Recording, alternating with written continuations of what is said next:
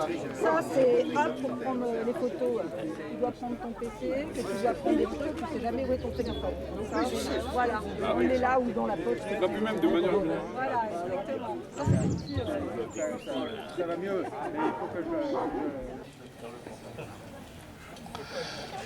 Je voudrais tout d'abord vous remercier d'être tous présents à cette cérémonie et avec le soleil, ce qui est un atout supplémentaire.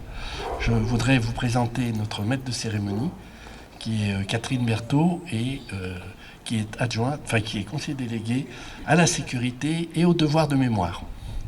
Et puis Cécile Collat, qui est conseillère déléguée au CME, à l'enfance et à la jeunesse. Voilà. Donc, je passe la parole à notre maître de cérémonie. Merci, Monsieur le maire. Mesdames, Messieurs, bonjour. Nous allons commencer la cérémonie. Nous tenons à remercier chaleureusement les personnalités présentes qui se sont déplacées pour cette cérémonie du 8 mai 2026. Monsieur le maire de Santeny, conseiller régional, Vincent Bedu, nos sapeurs-pompiers de Paris de la 23e compagnie, nos urgentistes de la Croix-Rouge française, notre porte-drapeau de l'ASAC, M. Johan Savary, notre président de l'ASAC, M. Bernard Chevillon, et le conseil municipal des enfants. Merci aux élus et aux Santenois, Santenoises en votre présence.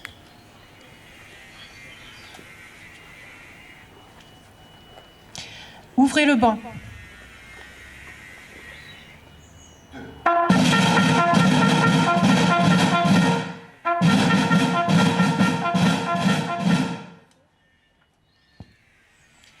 Attention pour les couleurs.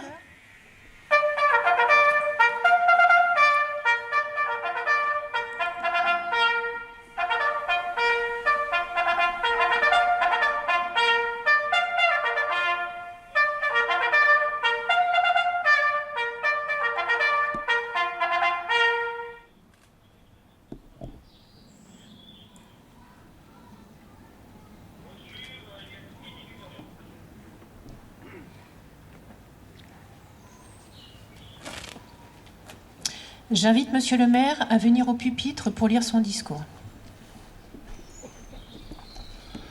Merci, mesdames, messieurs. Monsieur le président de l'association des anciens combattants, monsieur Bernard Chevillon, notre porte-drapeau, Johan Savary, mesdames et messieurs les membres du conseil municipal, merci aux enfants du CME de leur présence. Je salue la présence de notre adjudant de Rossi, qui va prendre ses fonctions à la 23e compagnie de sapeurs-pompiers de Villecresnes très prochainement. Je salue la présence des représentants de la Croix-Rouge française, messieurs les représentants de notre police intercommunale, qui sont un petit peu à l'arrière, mesdames et messieurs les représentants des associations, chers amis en vos grades et qualités, en ce 8 mai, nous nous rassemblons pour honorer celles et ceux qui ont combattu, résisté et donné leur vie pour que la paix et la liberté l'emportent sur la haine et la barbarie. À vous les plus jeunes, cette histoire peut parfois sembler lointaine. Pourtant, ce que nous commémorons aujourd'hui vous concerne pleinement, car le monde dans lequel vous grandissez est encore traversé par les conflits, la violence, les oppositions brutales et les rapports de force.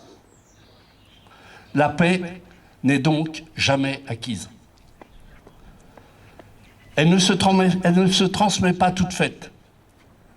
Elle se construit jour après jour, par des attitudes, d'aucuns diront des postures, des paroles et des mots.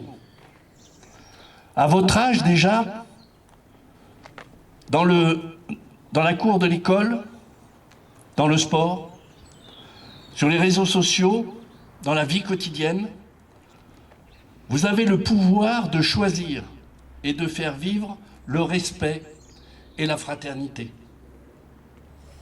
Il en va de même pour nous, les adultes et citoyens responsables. À notre mesure, dans notre commune, dans nos relations les uns avec les autres, nous avons la responsabilité de faire vivre le respect, le dialogue et le sens du collectif. D'opposer à la violence et à la colère permanente ce qui apaise et ce qui rassemble. De refuser les pulsions de destruction, ce que les Grecs appelaient Thanatos, pour choisir l'humanité, la fraternité et le vivre ensemble.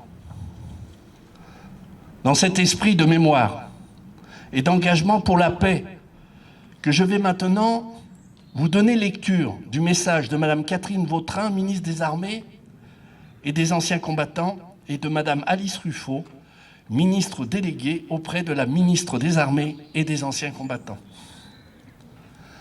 Mesdames, Messieurs, le 8 mai 1945, enfin après des années d'épreuves, d'horreur et de combats, l'Europe était libérée de l'emprise totalitaire et génocidaire des nazis. Libérée par tous les alliés, libérée avec le concours des armées de la France et de la résistance. La seule France qui se bat et ne se rend pas, ne l'oublions jamais. Avant d'être une défaite des armes, la défaite de 1940 fut d'abord une défaite de l'esprit.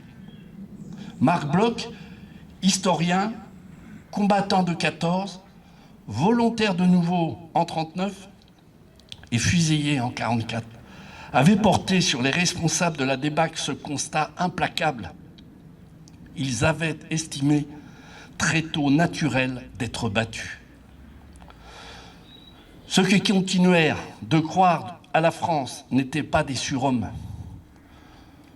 Ce furent les 133 pêcheurs de l'île de Saint, les 52 premières engagées volontaires de Saint-Pierre-et-Miquelon.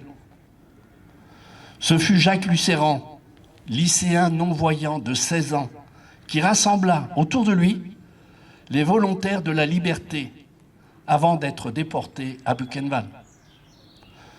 Ce furent des femmes et des hommes de tout âge, de tous horizons, de toute conviction, avec leurs peurs et leurs doutes, mais unis par une même exigence,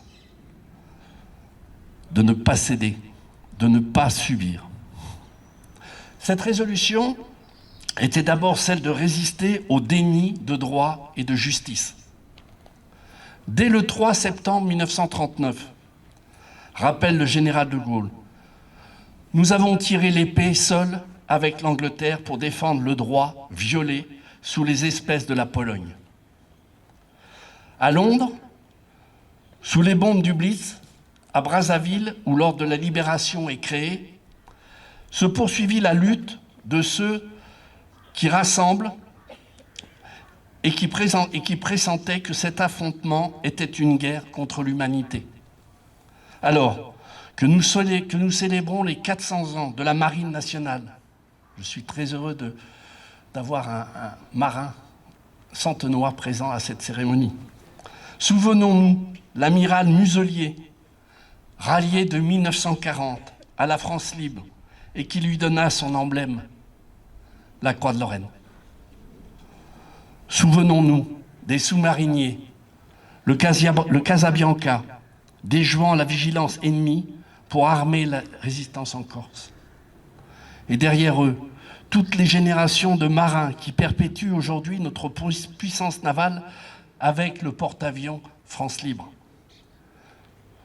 Souvenons-nous des commandos Kiefer, débarqués à l'aube du 6 juin 1944. Honorons sur les plages de Provence les soldats venus d'Afrique, d'Asie et du Pacifique, tirailleurs, goumiers, safis de la première armée française menée par le général Delattre de Tassigny. Il remonte jusqu'à Berlin. Delattre qui, face à ce qu'il appelait les puissances multiples du mensonge, dira « Nous avons découvert tous les prix de notre civilisation en éprouvant sa fragilité. Rappelons-nous Simone Veil, rescapée d'Auschwitz, qui fit de sa vie, de toute sa vie, une œuvre de réconciliation et de paix. L'idéal européen qu'elle nous lègue fut la réponse à la haine par la force du droit. Cette victoire était celle du respect, de la souveraineté, de chaque peuple et de la dignité de chaque personne, contre ceux qui voulurent réduire notre continent à un empire de maîtres et d'esclaves. Aujourd'hui, pour que plus jamais le pire ne redevienne possible, il nous revient de transmettre à nos jeunes qui s'avancent dans la vie, alors que les derniers témoins nous quittent, le patriotisme agissant, que le général Leclerc confiait aux hommes de la 2e DB en leur faisant ses adieux. Transmettre cette force morale, la première arme d'un peuple qui sut, au bord de l'abîme, se redresser. Un peuple, le nôtre, que ni le malheur militaire, ni la faillite des institutions, ni le mensonge, ni la violence n'ont pu détourner de son éternelle vocation. C'est de Charles de Gaulle, discours devant l'Assemblée nationale du 15 mai 1945. Vive l'Europe libre, vive la République et vive la France.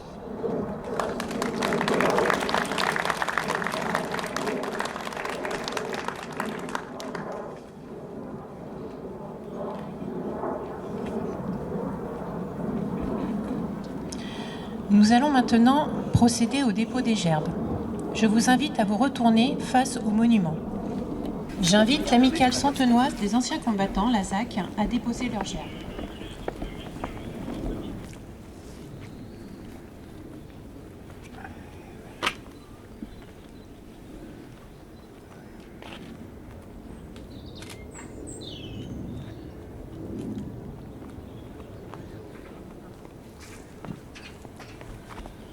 J'invite maintenant le conseil municipal des enfants à déposer leurs gerbes.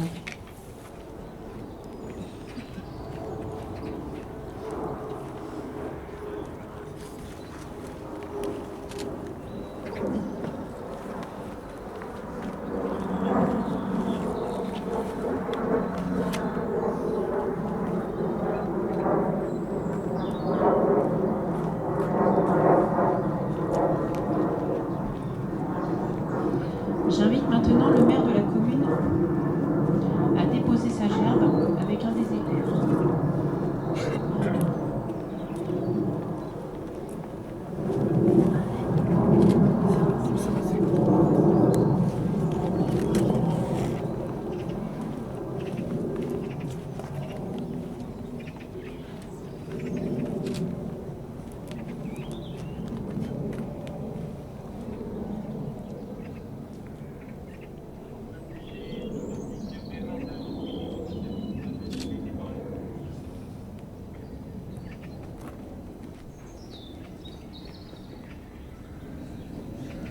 Aux morts.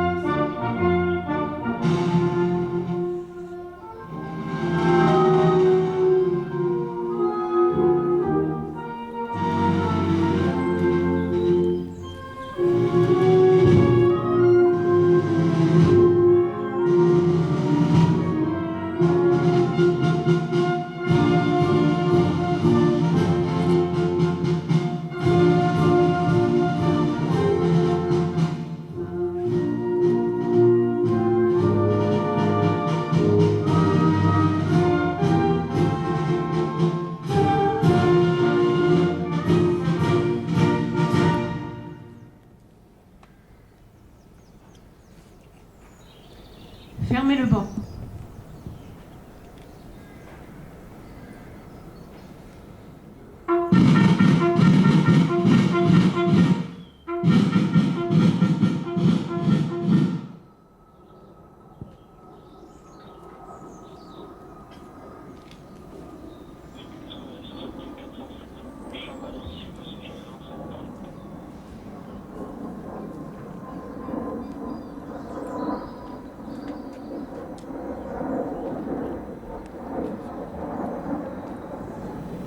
Madame et Messieurs les élus, je vous invite à remercier notre porte-drapeau de la ZAC, M. Yoann Savary.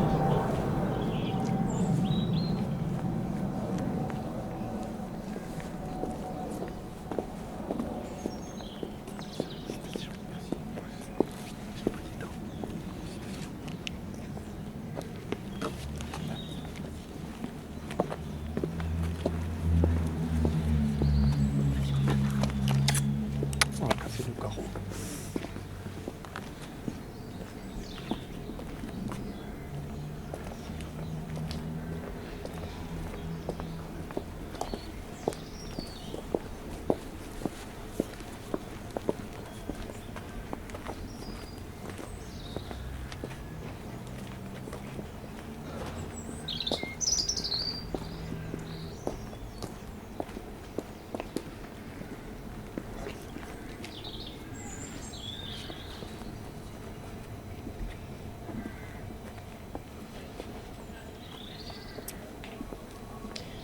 La cérémonie est terminée. Bien, mesdames, messieurs, je vous remercie donc de votre présence. Je voudrais rectifier en toute humilité une petite erreur. J'ai oublié de remercier notre maire, M. Jean-Claude, maire honoraire, M. Jean-Claude Gendronneau, de sa présence aujourd'hui. Un grand merci, Jean-Claude. Je vous invite donc à venir prendre dans la salle des cérémonies le pot de l'amitié et de la paix.